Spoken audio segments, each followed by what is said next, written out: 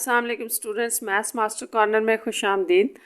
आज हम डिस्कस करेंगे चैप्टर नंबर 2 की एक्सरसाइज 2.2 और इसमें हम लॉगरिथम डिस्कस करेंगे कि लॉगरिथम आपके पास क्या होता है और लॉगरिथम को हम कैसे सॉल्व करते हैं। तो इसकी एक्सरसाइज स्टार्ट करने से पहले मैं आपको थोड़ा सा बता देती हूँ कि लॉगरिथम क्या है और हम इसको क्यों यूज़ कर रहे होते हैं। बेसिकली जो लॉगरिथम है वो आपके पास मैथमेटिकल एक टूल है जिसमें हम बड़ी बड़ी लार्ज वैल्यूज़ को सॉल्व कर रहे होते हैं।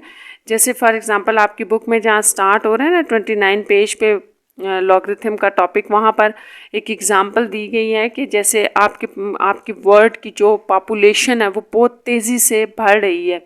तो ऐसी बड़ी बड़ी कैलकुलेशंस करने के लिए हम एक्सपोनेंशियल वैल्यूज़ में जो वैल्यूज़ हम ले रहे होते हैं कि वैल्यूज़ कितनी तेज़ी से कोई चीज़ बढ़ रही है उसको हम लॉगरिथम में चेंज करके सॉल्व कर लेते हैं। ठीक है, तो इसकी डिटेल उसमें और लिखी हुई है।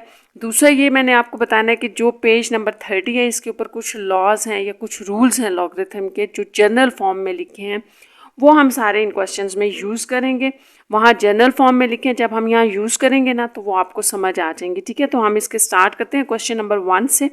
और क्वेश्चन नंबर 1 है आपका चेक वेदर। अब आपको लॉग में ये टर्म दी हुई है इज़ डिफाइंड फॉर, आपसे पूछा गया है कि क्या ये आपका लॉग डिफाइंड है। इन वैल्यूज़ के ऊपर आपको 4 पार्ट्स दिए गए हैं। तो ये हम ना 1 बाय 1 वैल्यू इसमें डाल के तो सॉल्व करेंगे इसको कि ये डिफाइंड है या अनडिफाइंड है। तो क्वेश्चन नंबर 1 को स्टार्ट करने से पहले मैं आपको थोड़ा सा एक फार्मूला बता देती हूँ जो हम इस पूरी एक्सरसाइज में यूज़ करेंगे। तो आपने याद रखना है कि जब भी आपके पास ऐसे होता है लॉग, फॉर एग्ज़ाम्पल यहाँ मैं लिख देती हूँ A B is equals to X, इस तरह से आपके पास कुछ लिखा होता है। तो इसको जो है ना वो आप कहते हो लॉगरिथमिक फॉर्म। ठीक है, ये आपके पास लॉगरिथमिक फॉर्म है।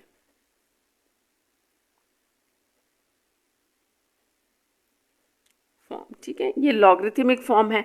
इसको मैंने चेंज करना है, किस में करना है, देखिए मैं एक्सपोनेंशियल फॉर्म में चेंज करती हूँ इसको। एक्सपोनेंशियल फॉर्म का मतलब ये है कि आप इसको पावर की फॉर्म में चेंज करते हैं। जैसे एक्सपोनेंशियल फॉर्म में आप ऐसे इसको कैसे चेंज करेंगे, तो सबसे पहले आपने ये बात याद रखनी है, ये जैसे लॉग के साथ में ये ए जो दिया है ना ये बेसिकली इसकी बेस है, बेस। ठीक है, तो एक्सपोनेंशियल में चेंज करने के लिए इस बेस को सबसे पहले मैं ऐसे लिख दूंगी। ठीक है, यानी कि यहाँ पर भी ये बेस बन जाएगी, बेस बन गई और जो इक्वल के उस तरफ नंबर पड़ा है वो इसकी पावर में आ जाएगा और जो यहाँ लिखा है वो इक्वल में ऐसे। यानी कि ये आपके पास एक रिजल्ट है। जब आपके पास एक लॉगरिथमिक फॉर्म होती है तो उसको आप एक्सपोनेंशियल फॉर्म में कैसे चेंज करते हो, ये एक्सपोनेंशियल फॉर्म है। तो आपने सारी एक्सरसाइज के अंदर 2.2 के अंदर ये याद रखना है कि कोई एक्सपोनेंशियल फॉर्म लॉगरिथम में कैसे चेंज होगी और कोई लॉगरिथमिक फॉर्म जो है वो आपके पास एक्सपोनेंशियल में कैसे चेंज होगी। तो यहाँ पे आपने याद रखना है जो भी जी में होगा ना, जी की बेस होगी, लॉग की बेस होगी, उसको आप यहाँ पर भी बेस बनाएं, इक्वल के जो दूसरी तरफ है वो उसकी पावर बना दें और जो यहाँ है वो इक्वल के दूसरी तरफ चला जाएगा। अब अगर मैंने इसको लॉगरिथमिक फॉर्म में लेके जाना है तो ये याद रखना पड़ेगा, ये जो बेस है, देखिए यहाँ से फिर मैं इसको कन्वर्ट करती हूँ, ये जो बेस है आपके पास आप लॉग लिखेंगे और उसको जी की बेस बना देंगे ये, और ये जो ऊपर वाला था इसको इक्वल के दूसरी तरफ ले जाएंगे, जो इक्वल के उस तरफ है वो ऐसे आ जाएगा। तो ये आपके पास दोबारा एक्सपोनेंशियल फॉर्म से लॉगरिथमिक फॉर्म बन गई। तो चलिए हम आप स्टार्ट करते हैं, इसी रूल के तहत हम क्वेश्चन नंबर 1 स्टार्ट करते हैं। तो आपके पास क्वेश्चन नंबर 1 है x, यहाँ 7 माइनस एक्स है और ये आपका क्वेश्चन था। ठीक है, हम सबसे पहले तो इसको लेट कर लेते हैं क्योंकि जब मैंने आपको अभी भी बताया कि देखिए जो लॉगरिथमिक फॉर्म कंप्लीट होगी ना वो इक्वल के दूसरी तरफ भी तो कुछ होगा ना, ये बनी होगी तो इसको एक्सपोनेंशियल में चेंज करेंगे। तो यहाँ पर सिर्फ लॉग में दिया था तो मैंने लेट कर लिया कि हम इसको लेट कर लेते हैं कि ये जो आपके पास लॉगरिथमिक फॉर्म है इसको हम y के इक्वल ले लें। ठीक है, अब यहाँ से ये एक्सपोनेंशियल फॉर्म इसकी क्या होगी, जैसे मैंने भी आपको बताया है कि g की जो बेस है वो x है, तो x हम यहाँ लिख देते हैं, इक्वल के जो उस तरफ है वो पावर बन जाएगा और ये जो है ये इक्वल के दूसरी तरफ मूव कर जाएगा, ये इधर मूव कर आएगा। ठीक है, पावर में आ जाएगा। तो 7 माइनस एक्स, यानी कि सबसे पहले हमने लॉगरिथमिक फॉर्म को एक्सपोनेंशियल में चेंज कर लिया। अब हम यहाँ पे लिख लेते हैं, जैसे फर्स्ट पार्ट है आपका x इज इक्वल्स टू 0, तो इसके अंदर हम पुट करके देख लेते हैं कि हमारे पास ये क्या आ रहा है। यहाँ पर आप ज़रा x को 0 पुट करें तो x यहाँ 0 आ गया, 0 की power y is equals to 7 minus 0। तो ये तो आपको पता है स्टूडेंट्स, ये तो सॉल्व हो जाएगा। 7 माइनस 0 का आंसर तो 7 ही होगा, लेकिन ये आपके पास सॉल्व नहीं हो सकता, ठीक है। तो हम यहाँ से सॉल्व का मतलब ये है कि हम y की वैल्यू फाइंड आउट कर रहे थे, तो अब यहाँ से हम y की वैल्यू फाइंड आउट नहीं कर सकते क्योंकि नीचे तो 0 आ गया, तो ये तो सॉल्व नहीं हो सकता, इसलिए आप इसको लिख दें अनडिफाइंड, ठीक है। ये इसकी रीज़न थी, ठीक है। साथ में मैं यहीं पर सेकेंड पार्ट कर देती हूँ। सेकेंड पार्ट में है आपके पास x की एक और ऑप्शन दी गई है कि अगर x आपके पास 1 हो, तो अगर 1 है तो इसी को, ये जो हमने एक्सपोनेंशियल फॉर्म ली हुई है ना, इसमें हम वैल्यूज़ डाल रहे हैं, ये आपने याद रखना है। तो यहाँ पर ज़रा 1 डालें, 1 y, ठीक है, और यहाँ पे 7 माइनस 1 आ जाएगा, तो ये हो गया 6 y 1। तो अब आपने याद रखना है, अब वही के हम यहाँ फाइंड आउट कर रहे हैं y, तो y तो हम यहाँ से फाइंड आउट नहीं कर सकते क्योंकि 1 की पावर y आ गया है, तो वो 1 की पावर कुछ भी हो वो कभी भी 6 नहीं बनाएगा, तो ये तो पॉसिबल ही नहीं है ना। यानी कि जैसे आप कहते हो ना, फॉर एग्जांपल मैं आपको समझा देती हूँ, जैसे आप कहते हो 1 की पावर 2, तो वो 1 नहीं होता है। 1 की पावर आप 100 ले लें, यानी कि आप 1 को 100 टाइम 1 से ही मल्टीप्लाई कर दें, 1 नहीं आएगा। तो आप 1 की पावर 56 ले लो, कुछ भी ले लो, वो 1 नहीं होगा। इसी तरह y की पावर y है ना, 1 की पावर y है, तो मैं कुछ भी ले लूँ, कभी भी 6 तो नहीं बनेगा ना, 1 नहीं आएगा, तो ये तो हो ही नहीं सकता। इसका मतलब कि ये भी अनडिफाइंड है, ठीक है। यहाँ तक हो गया। अब हम इसकी नेक्स्ट ऑप्शन इसकी देखते हैं कि क्या है पार्ट नंबर 3 में। तो पार्ट नंबर 3 में आपके पास x है 6, ठीक है। अब आपने याद रखना है कि आपके पास जो एक्सपोनेंशियल फॉर्म थी ना, उसको हम लिख लेते हैं, ये थी, ठीक है।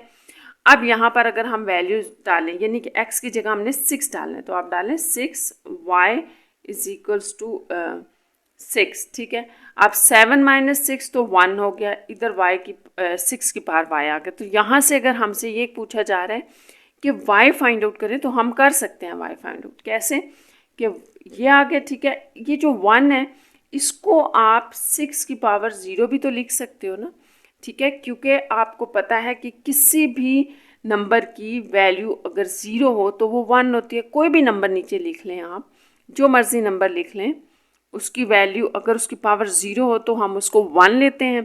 तो यहाँ पर 1 लिखा था ना, तो मुझे 6 चाहिए था। 6 हमने क्यों लिया, इसकी पीछे क्या रीज़न है?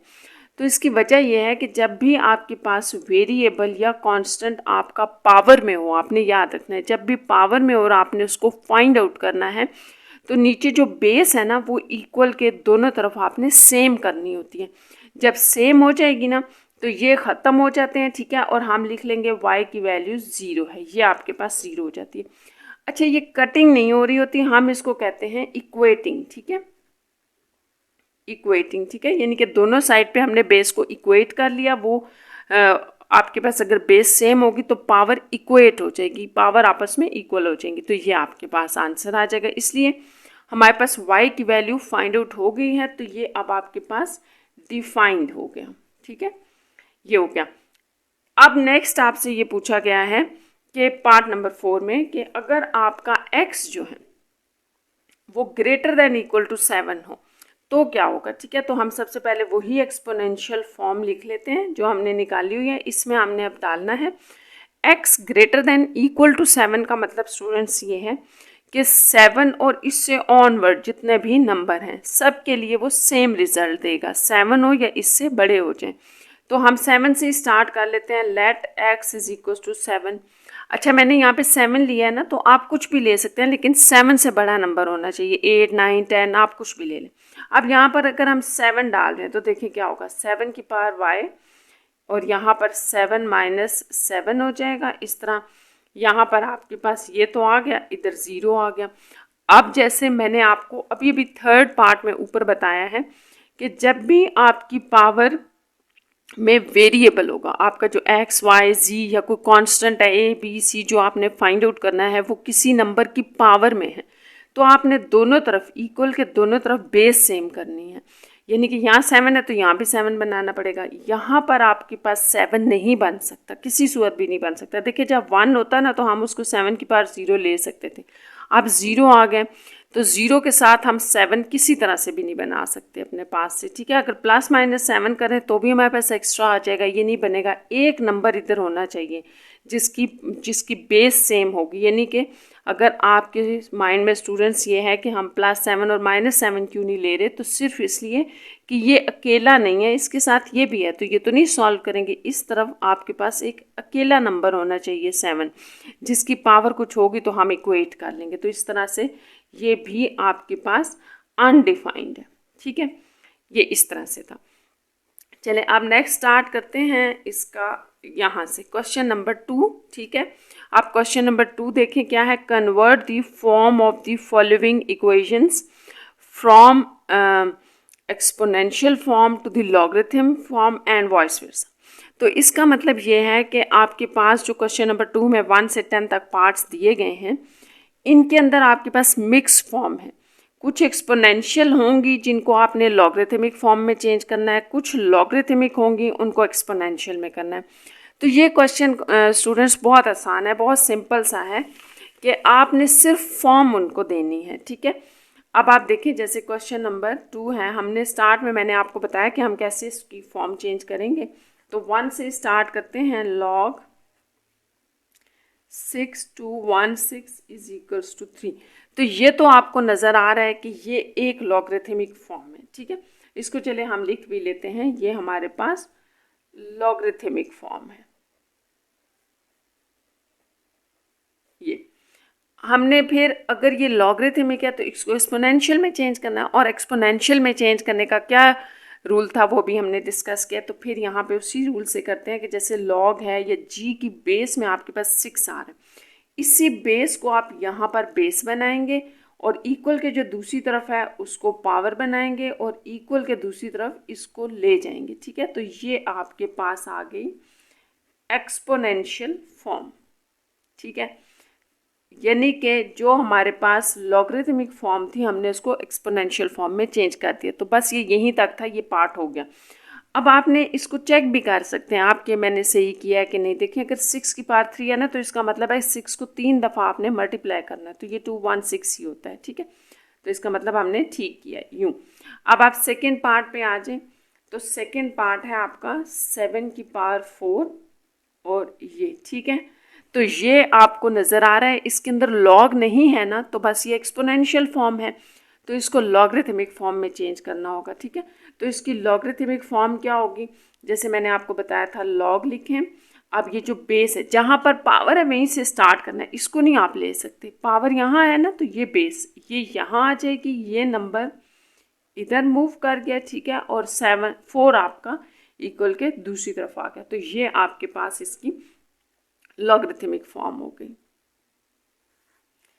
Third part log 5 x is equal to 5। तो ये था आपके पास, ठीक है। अब फिर इसको एक्सपोनेंशियल में करना है, तो ये 5 ये बेस थी और वो power is equals to x।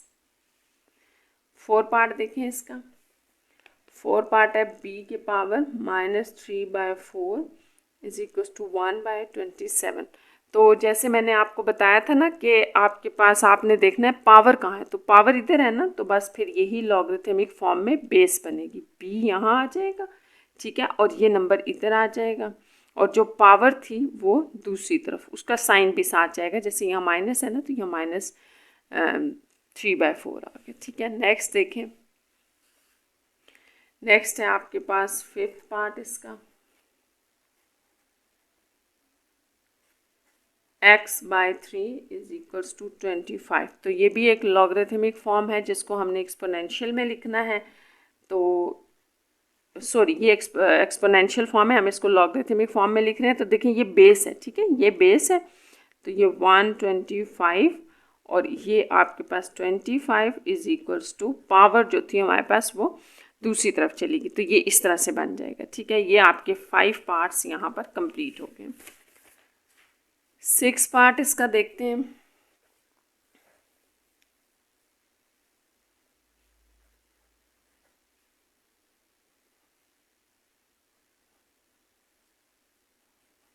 ये है।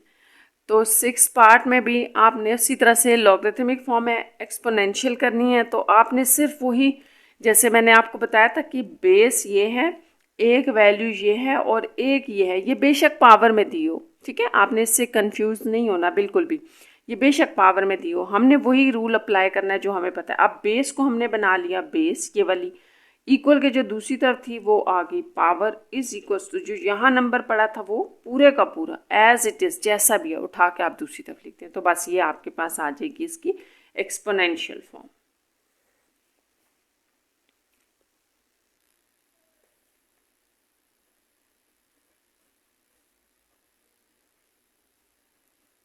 ये अब आपके पास एक एक्सपोनेंशियल फॉर्म में है, ठीक है, तो इसकी लॉगरिथमिक फॉर्म लिखते हैं। लॉग, देखें पावर यहाँ आ रही है तो ये आप लिख लें इसको, ये आ जाएगी बेस, ये नंबर आ गया इस तरफ, ठीक है, और पावर जो थी x/4 वो दूसरी तरफ चली गई।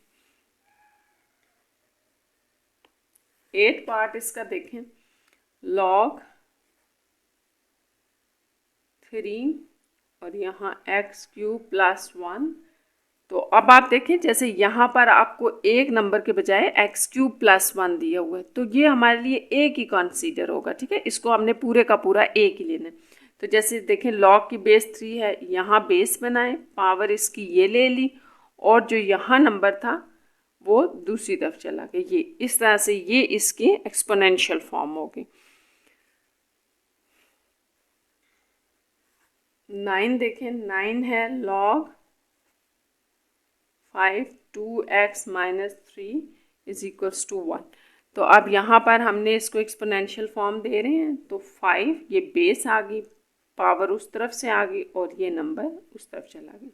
अब आप इसी का 10 पार्ट भी देख लें, लास्ट पार्ट है आपके सेकंड क्वेश्चन का, तो ये आपके पास एक एक्सपोनेंशियल फॉर्म है, इसको लॉग में चेंज करें, लॉग। तो अब यहाँ पर आपने बिल्कुल भी कंफ्यूज नहीं होना कि हम इस तरफ वाले ले रहे हैं, ये बात नहीं है, आपने बस ये याद रखना है कि जहाँ पावर होगी वहीं से स्टार्ट करना है, तो पावर इस तरफ है इसके बजाय, ठीक है, तो यहाँ पर अगर पावर है तो ये 2 यहाँ आ गया, ठीक है, ये नंबर जो है आपके पास कहाँ जाएगा,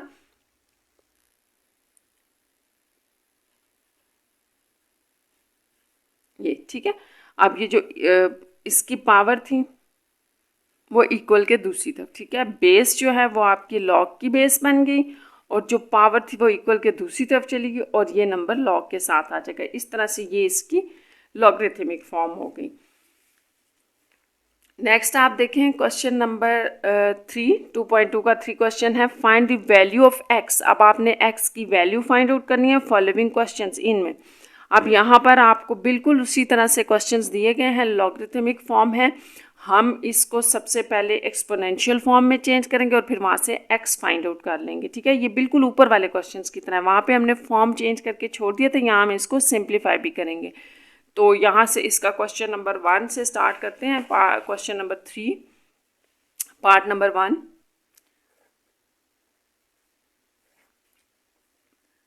log x3 = 1, तो ये आपके पास एक लॉगरिथमिक फॉर्म है। अभी अभी हमने डिस्कस किया कि इसको एक्सपोनेंशियल में कैसे करना है, तो ये x1 = 3, तो यहाँ से तो x आपके पास आ गया, आपको कोई सिंप्लीफिकेशन करने की ज़रूरत ही नहीं पड़ी, डायरेक्ट x आ गया, तो ये यहीं पर इसका आंसर आ जाएगा, ठीक है। 2 पे देखते हैं, बाज़ स्टूडेंट्स को क्वेश्चंस के अंदर आपको सिंप्लीफिकेशन भी करनी पड़ेगी, कुछ रूल्स अप्लाई करने पड़ेंगे लॉग के, जो हमने पेज नंबर 30 पे मैंने आपको बताया लिखे हुए हैं, वो यहाँ पर यूज़ हो रहे हैं, देखते हैं कैसे होंगे। देखें ये जैसे एक्सपोनेंशियल है, इसको एक्सपोनेंशियल में लेके जाना है, तो ये बेस है पूरी की पूरी, तो इसको बेस बनाएं, इसके ऊपर पावर होल में लगानी है, यूँ आपने भी x² नहीं कर देना, ये यहाँ पे आपने ख्याल रखना है कि बेस पूरी बन रही है x+1, तो इस पूरे के ऊपर ब्रैकेट लगा के वो पावर लगाएं = 9। तो बस अब आपने इसको सॉल्व करना है। अब सॉल्व आपने कैसे करना है, तो आपने जो भी छोटी क्लासेस में मेथड पढ़े हुए हैं सॉल्व करने के, x को फाइंड आउट करने के, वो यहीं पर वही सिंपल से मेथड अप्लाई होंगे, कोई भी यहाँ पे मुश्किल काम नहीं है, ठीक है। जैसे 9 है ना, तो इसको हम 3 की पावर 2 भी कहते हैं, 3 × 9 होता है। अब यहाँ पर अगर आप दोनों तरफ स्क्वायर रूट ले लें, ठीक है, ऐसे लें ना, आप दोनों तरफ स्क्वायर रूट ले लें, तो ये कैंसिल आउट हो जाएगा, यहाँ से आपके पास x + 1 = 3 आ जाएगा, ठीक है, और यहाँ से आपके पास जो x है वो 3 माइनस 1 2, यानी कि x इज इक्वल टू 2। तो ये आपका इसका आंसर होगा। ठीक है, तो आपने बस ये याद रखना है कि जब भी आप लॉगरिथमिक फॉर्म से एक्सपोनेंशियल फॉर्म में जाएंगे तो वेरिएबल या कोई कांस्टेंट अगर आपने फाइंड आउट करना है तो थोड़ी सी सिंप्लीफिकेशन भी होगी। ठीक है, ज़रूरी नहीं है कि सीधा सीधा आंसर आ जाए, तो आपको थोड़ी सी सिंप्लीफिकेशन भी करनी पड़ेगी। ये नेक्स्ट पार्ट नंबर 3, ये यहाँ पर भी हम उसी तरह से एक्सपोनेंशियल का वही रूल लगाएंगे। जैसे ये हमारी बेस थी पावर ये और 81, जैसे मैंने आपके पास अभी डिस्कस किया था क्वेश्चन नंबर 2 में भी, कि जब भी आपके पास वेरिएबल ऊपर होता है, ठीक है, जब भी वेरिएबल या कांस्टेंट जो आपने फाइंड आउट करना है वो किसी नंबर के ऊपर हो, तो आपने सिर्फ एक काम करना है कि इक्वल के दूसरी तरफ भी बेस सेम कर दें। यानी कि अगर यहाँ 3 है ना, तो यहाँ पे किसी तरह से 3 की पावर बना दें। अब आपको पता है 81 क्या होता है, आप इसके प्राइम फैक्टर्स निकाल लें। ठीक है,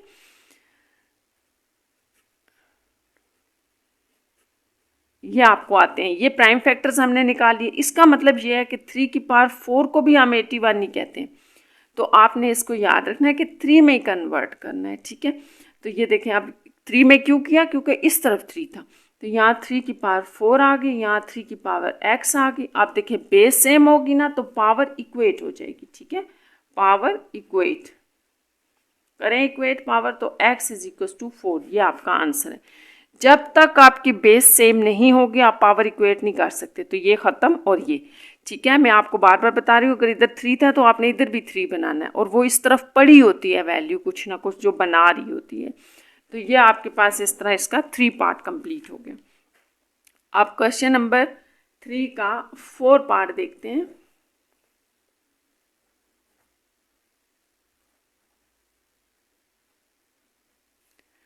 ये है, ठीक है, उसी तरह से इसको एक्सपोनेंशियल में करना है। देखो ये बेस आ गई, वो जो उस तरफ था वो इसके ऊपर, और यहाँ पे 64।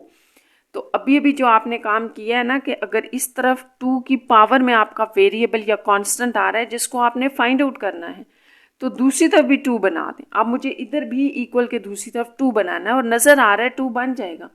2 कैसे बनेगा आपके पास, 2 आपके पास ये जो 64 है इसके प्राइम फैक्टर्स निकालने से बनेगा। ठीक है, तो यहाँ निकालें ज़रा इसके,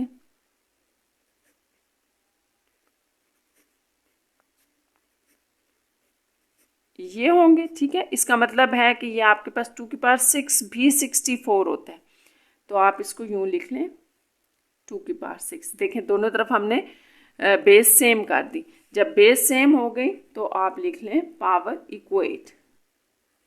अब इक्वेट करें, यहाँ से x प्लस 1 6 के इक्वल, तो इस तरह आपका x जो है वो 5 रह जाएगा, 1 जाके उस तरफ माइनस हो जाएगा, और ये आपका x 5 जो है इसका आंसर है।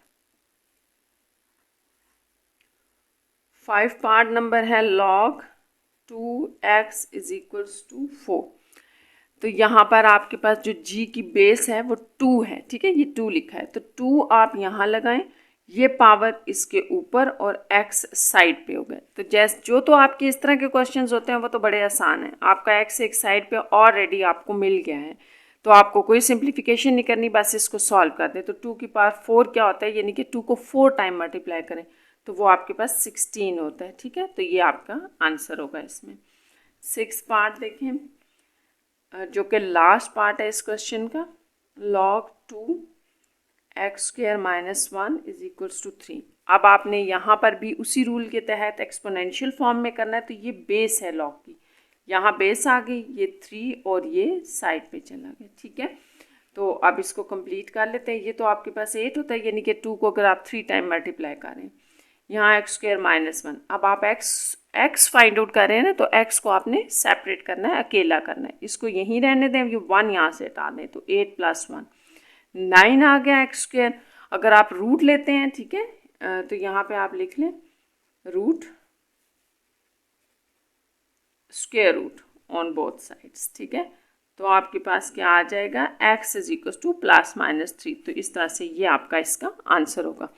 इस तरह से ये आपके पास स्टूडेंट्स क्वेश्चन नंबर 3 कंप्लीट हो गया आपका। नेक्स्ट हम देखते हैं क्वेश्चन नंबर 4 क्या है, find the unknowns appear in question number 2।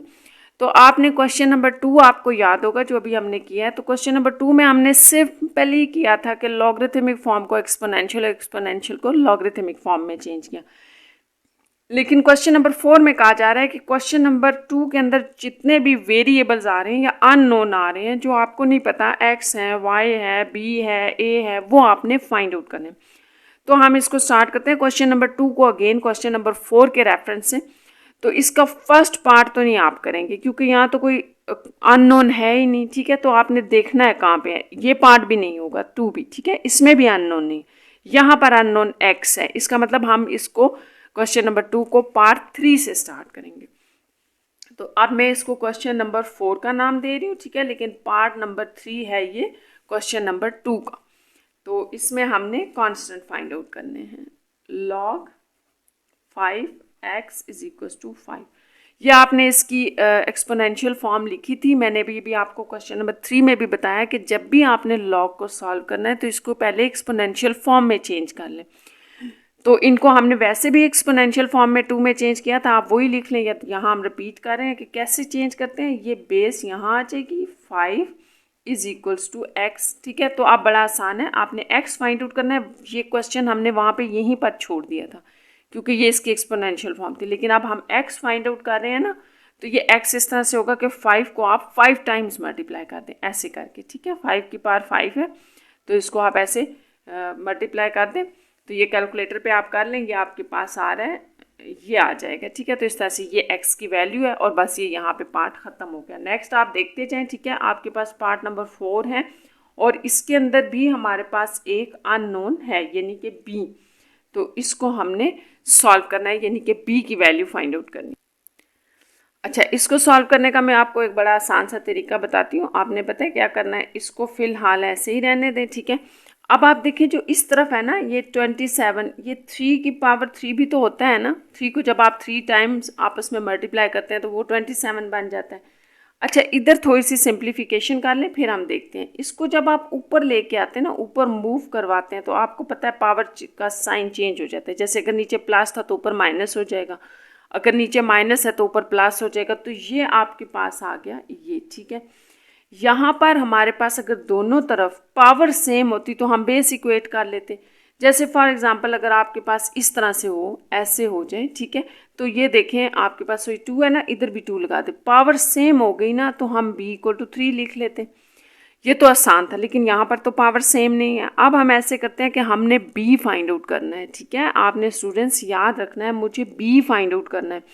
तो b फाइंड आउट करने के लिए ये पावर ऊपर से हटानी पड़ेगी। इस पावर को हटाने के लिए आप ऐसे करें कि ये जो 3/4 है ना, तो आप पावर दोनों तरफ मल्टीप्लाई कर दें, उल्टी पावर, ठीक है। इसका रेसिप्रोकल 4/3 से दोनों तरफ पावर ले लें। क्या ले लें? 4/3 ये ले ली।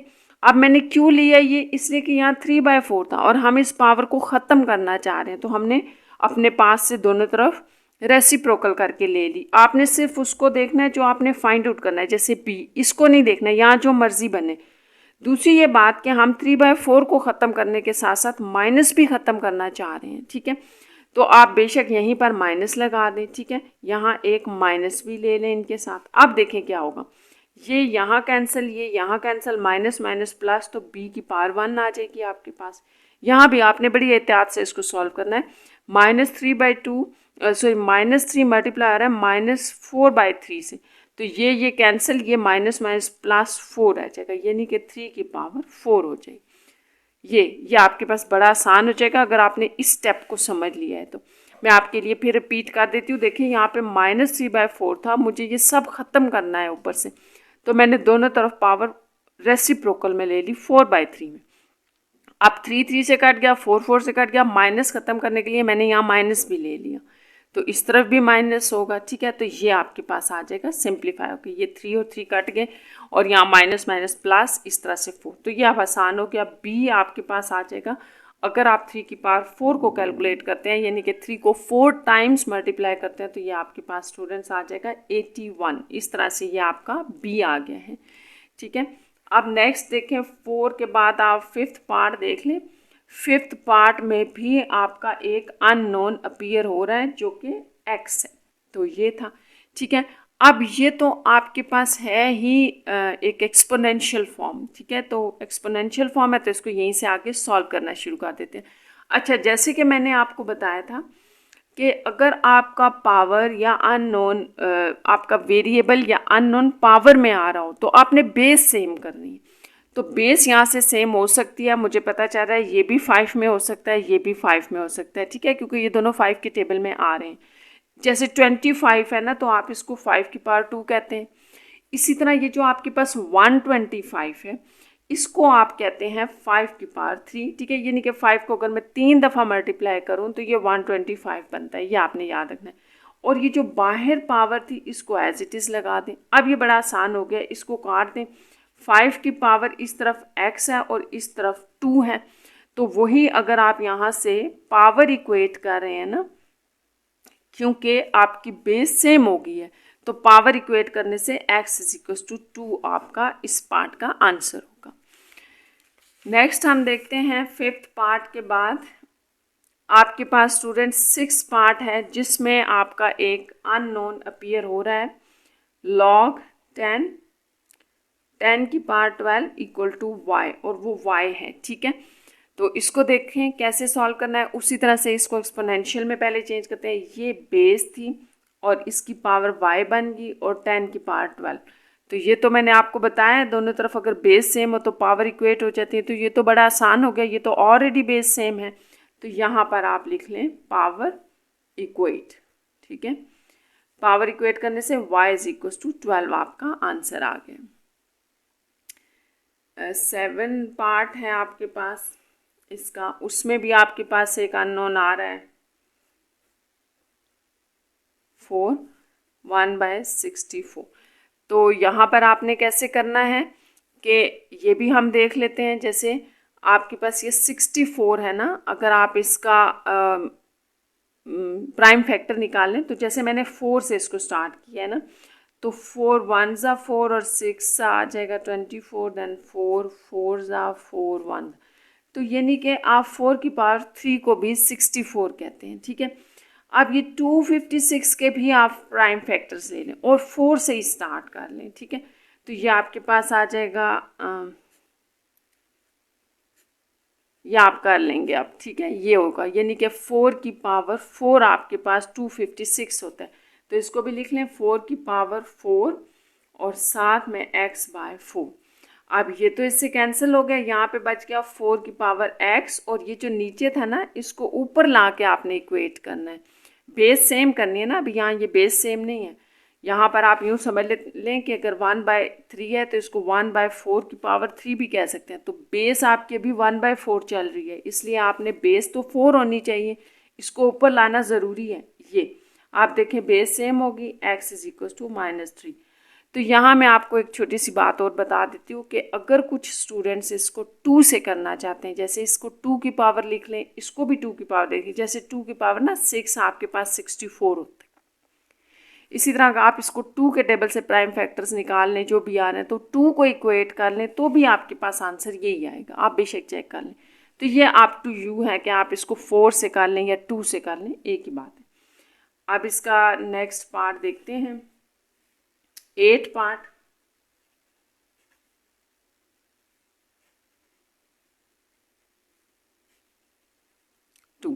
तो इसकी भी हम एक्सपोनेंशियल फॉर्म लिखेंगे। ये बेस पावर ऐसे। अब 3 की पावर 2, ये तो आपको पता है 9 को कहते हैं हम x3 + 1। अब आप ये इस तरफ ले आएंगे ना तो ये माइनस हो जाएगा, 8 इज इक्वल टू x3 हो जाएगा। अब आपके पास क्या आ रहा है, x की पावर 3 इक्वल टू 8 आ रहा है, ये याद रखना है आपने। तो हम यहाँ इसको लिख लेते हैं कि हमारे पास था x की पावर 3 इज इक्वल टू 8। और अगर मैं यहाँ से यूँ कर दूँ कि ये जो 8 है ये 2 की पावर 3 होता है, आप इसको कहते हैं 2 की पावर 3। तो ये देखें जैसे अब पावर सेम आ गई है, पावर सेम हो गई तो बेस इक्वेट हो जाएगी, ठीक है। तो ये आ गया, ठीक है। यहाँ हमने क्या कर दिया, बेस को इक्वेट कर दिया, पावर सेम हो गई, तो ये x इज इक्वल टू 2 इसका आंसर होगा। नेक्स्ट अगर आप देखें तो क्वेश्चन नंबर 9 में भी आपका एक अननोन है, इसको देख लेते हैं।